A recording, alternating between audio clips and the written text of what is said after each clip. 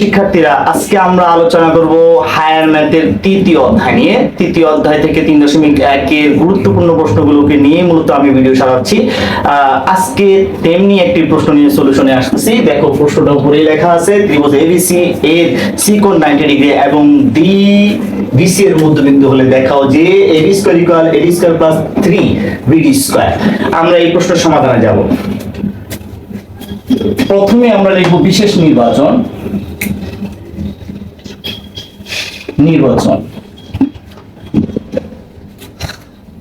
ত্রিভুজ এবিসি এর সি কোণ সমান সমান 90 ডিগ্রি এবং বিসি এর মধ্যবিন্দু ডি হলে দেখাতে হবে যে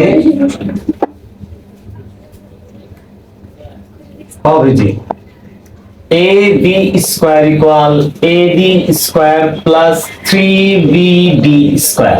এটা আমাদের প্রশ্ন, যেটা প্রশ্নে দেওয়া আছে সেটা কি আমি এখানে লিখছি। যেহেতু প্রশ্নটা কথার মাধ্যমে দেওয়া নাই, সংকেত ব্যবহার করছে অর্থাৎ সিম্বল ব্যবহার করছে, তাই বিশেষ নির্বাচনও এই একই রকম থাকবে, কোনো পরিবর্তন হবে না। শুধুমাত্র এখানে শিখতে হবে, দেখাতে হবে যে বা প্রমাণ করতে হবে যে এই ধরনের শব্দগুলো আমরা ব্যবহার করব। আর যদি কোনো সংকেত ব্যবহার না করে তখন আমরা মনে করে দিয়ে লিখবো। কিন্তু যেহেতু এখানে সংকেত ব্যবহার করছে, আমাদের এখানে মনে করে লেখার দরকার নাই। এবার বিশেষ নির্বাচন শেষ। প্রমাণ অংশের জন্য আগে আমরা চিত্র অঙ্কন করব। বলছে ত্রিভুজটা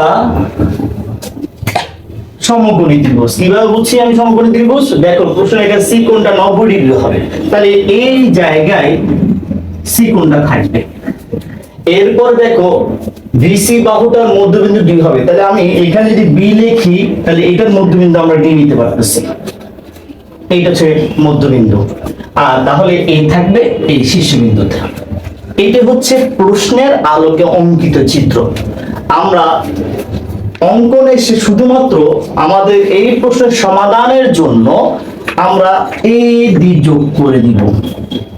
তাহলে এই অংশটা আমাদের প্রশ্নের বাইরে আলাদা একটা অংশ, তাই আমরা এটাকে অঙ্কনে বর্ণনা করব। অঙ্কন এ ডি যোগ করি। এবার আমরা প্রমাণে যাব। প্রমাণ,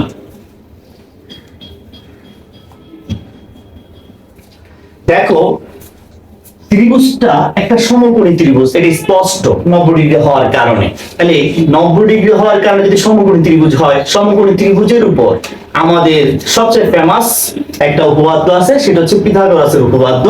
পিথাগোরাসের উপপাদ্য অনুযায়ী আমরা দেখো তো এখান থেকে অতিভুজ হিসেবে পাচ্ছি এটা লম্ব অথবা এটা লম্ব, যে কোনো একটা লম্বকে ধরতে পারি, আর একটা ভূমি হবে। এই দুইজনের যে কোনো একজন লম্ব, আরেকজন ভূমি। এটাকে যদি লম্ব বলি তাহলে এটাকে আমরা ভূমি বলতে পারি, কোনো সমস্যা নেই। কিন্তু অতিভুজ স্পষ্ট, আমরা এই কথাটাই বলবো।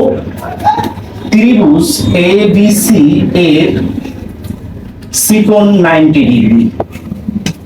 সুতরাং ত্রিভুজ এবিসি একটি সমকোণী ত্রিভুজ।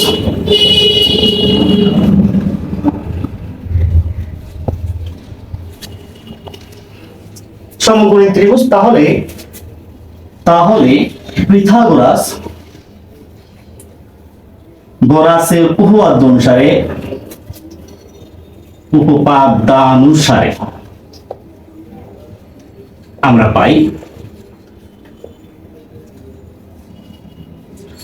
অতিভুজ স্কয়ার। অতিভুজ কোনটা? এবি হচ্ছে অতিভুজ, তারপর স্কয়ার সমান বাকি দুটো বাহু, একটা হচ্ছে এসি আর একটা হচ্ছে বিসি।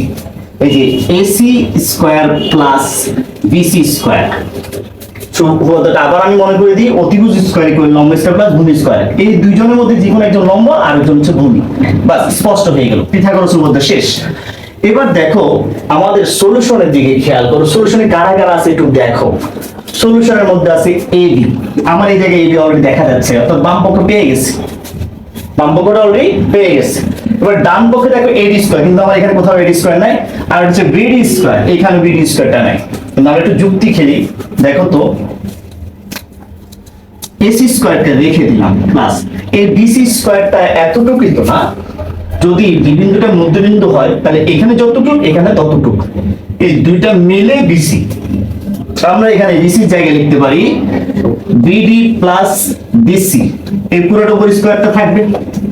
লেখার সাথে সাথে দেখো আমরা দুই জনের উপর হোল স্কয়ার পাচ্ছি, অর্থাৎ a plus B whole square সূত্র মতো হয়ে যাচ্ছে। সেই অনুসারে আমরা লিখতে পারতেছি কি দেখো তো, vd square plus 2vd into DC plus DC square লিখতে পারতেছি। এরপর দেখো আমাদের আনসারের মধ্যে বিডি দরকার, এই যে বিডি অলরেডি চলে আসছে, এসি কিন্তু আমাদের আনসারে নাই, তাহলে এসি কে বাদ দিতে হবে। ডিসি কি এখানে আছে? নাই, তাহলে ডিসি কেও বাদ দিতে হবে। যে দুইটাকে বাদ দিতে হবে সেই দুইটাকে আমরা এক জায়গায় নিয়ে আসি আমাদের ক্যালকুলেশনের সুবিধার্থে, বাকি দুইটা ঠিক থাকুক।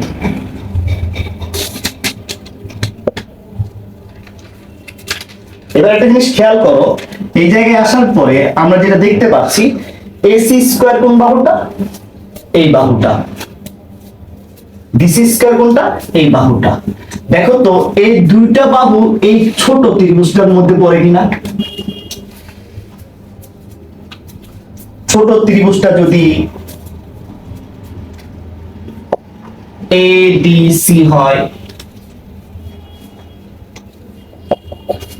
এডিসি ত্রিভুজের সমকোণী ত্রিভুজ তো, এত এ আমরা লিখতে পারি কিনা দেখো তো, AD square equal AC square plus DC square. কেন? এটা সমকোণ স্পষ্ট, তাহলে এটা এডিসি সমকোণী ত্রিভুজ, সেই ত্রিভুজের অতিভুজটা হবে এডি, সে এডি স্কয়ার পাইছি, অতিভুজ স্কয়ার ইকুয়াল লম্ব কোণটা, এটাকে আমরা লম্ব বলতে পারি এসি স্কয়ার, ভূমি কোণটা ডিসি স্কয়ার। তাহলে এই দুইটা মিলে কি লিখতে পারি? এডি স্কয়ার। প্রশ্নে মনে আছে আমাদের এডি দরকার, তাহলে কাকে বাদ দিতে হবে? এই দুজনকে বাদ দিতে হবে। এই দুজনের মধ্যে দেখো সূত্র অনুসারে লিখতে পারি এডি স্কয়ার, এই সে এডি স্কয়ার। তাহলে আনসারের এই অংশটা অলরেডি পেয়ে গেছি, প্লাস প্লাস বিডি এ BD square plus 2vd into DC. পরের লাইন দেখো কত ইজি, এডি স্কয়ার ঠিক আছে, বিডি স্কয়ারটাও ঠিক আছে, প্লাস এখানে আসো আমাদের আনসারে বিডি দরকার, ডিসি দরকার নাই, তাহলে আমাদের টার্গেট থাকবে ডিসির বদলে কেমনে বিডি আনা যায়, ডিসির পরিবর্তে কিভাবে বিডি আনা যায়। দেখো বিডি এটা ঠিক আছে, এই ডিসির বদলে আমরা বিডি লিখবো। কিভাবে লিখবো? এই বাহুটা যতটুকু এই বাহুটা ততটুকু, কেন? ডি বিন্দুটা মধ্যবিন্দু ছিল বলেই দেওয়া ছিল, তাহলে আমরা এখানে ডিসির বদলে লিখতে পারি বিডি, যেহেতু ডি বিসি এর মধ্যবিন্দু, ডি বিসি এর মধ্যবিন্দু হওয়াতে এই খণ্ড টুকরাটা সমান দুই ভাগে বিভক্ত হয়ে গেছে, অর্থাৎ বিডি যতটুকু ডিসি ততটুকু, অর্থাৎ আমরা লিখতে পারি বিডি সমান সমান ডিসি। এইটাই আমরা এখানে বসাইছি। এবার দেখো এডি স্কয়ার বিডি স্কয়ার, এখানে বিডি বিডি গুণ করলে 2vd স্কয়ার আসতেছে, তাহলে আমাদের আসতেছে কত? একটা বিডি স্কয়ার, দুটা বিডি স্কয়ার মিলে তিনটা বিডি স্কয়ার আসছে কিনা, যেটা আমাদের আনসার চাইছিল সেটাই চলে আসছে। আমরা কি এখন বলতে পারি সুতরাং ab স্কয়ার সমান সমান ad square plus 3bd square, যেটা আমাদের প্রশ্ন চাইছিল সেটা চলে আসছে কিনা বলো তো? তবুও চলে আসছে, লেখাটা কি দেখা যাচ্ছে? কঠিন মনে হয়েছে? একেবারে ইজি বিষয়, একটা সূত্রকে ধরেই আমরা টার্গেট নিছি কোনটা আনতে হবে কোনটা বাদ দিতে হবে, শুধু এই কৌশলটাকে অ্যাপ্লাই করছি, আর কোনো কিছু অ্যাপ্লাই করি না, দেখো ইজিলি মিলে গেছে। তাহলে আমরা বলতে পারি দেখানো হলো। আশা করি সবাই একটু বুঝে গেছো, কারো কোনো কোশ্চেন নাই আছে? পারা যাবে? তোমরা কি বুঝছো? ওকে, সবাইকে ধন্যবাদ, সবাই ভালো থাকবে, সুস্থ থাকবে, আল্লাহ হাফেজ।